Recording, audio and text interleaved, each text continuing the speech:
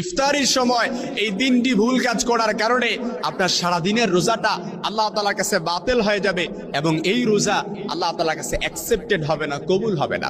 অনেক ভাই এবং বোনেরা হর হামেশা এই ভুলগুলো করে থাকে, যার কারণে ওই ইফতারের মধ্যে আল্লাহ তাআলা কোনো কল্যাণ রাখে না। অথচ বুখারী ও মুসলিমের বর্ণনা এসেছে, যে ব্যক্তি সারাদিন রোজা রেখে ইফতারি করলো, ওই ইফতারির মধ্যে আল্লাহ তাআলা কল্যাণ রেখে দিয়েছেন। এবং একজন রোজাদার ইফতারির মাধ্যমে সে যখন তার রোজাটা পরিপূর্ণ করে, ওই ইফতারির আগ মুহূর্ত পর্যন্ত সে যা দোয়া করে আল্লাহ তাআলা তাই আল্লাহ তাআলা কবুল করে নেন। সুবহানাল্লাহ বিহামদি।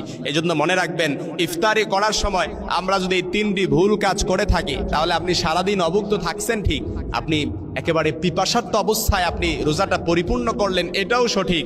আপনি সাহারি করলেন, সারাদিন অভুক্ত থেকে স্ত্রী থেকেও দূরে থেকেছেন, এটাও সঠিক, কিন্তু আপনার রোজাটা কবুল হবে না শুধুমাত্র ইফতারির মধ্যে এই তিনটি ভুল কাজ করার কারণে। এর সর্বপ্রথম হচ্ছে আল্লাহ তাআলা কোরআনুল কারীমে বলেছেন, ইন্নাল মুবাযযিরিনা কানু ইখওয়ানাশ শায়াতিন। আহা, শুনতে খারাপ লাগলো, বিলিভ দ্যাট, আপনাকে এটা বিশ্বাস করতে হবে। আমাদের একেবারে অনেক হরহামেশা অনেক ভাই এবং বোনেরা ইফতারির সময় এত একেবারে বাহারি রকমের আইটেম, এত কিছু আয়োজন করে যেগুলো একেবারে অপচয়ের শামিল হয়। আহা, আপনি সামান্য আপনি যদি ইফতারি করেন, আপনি খেজুর দিয়ে ইফতারি করেন, এটাও সঠিকভাবে আদায় হয়ে যাবে।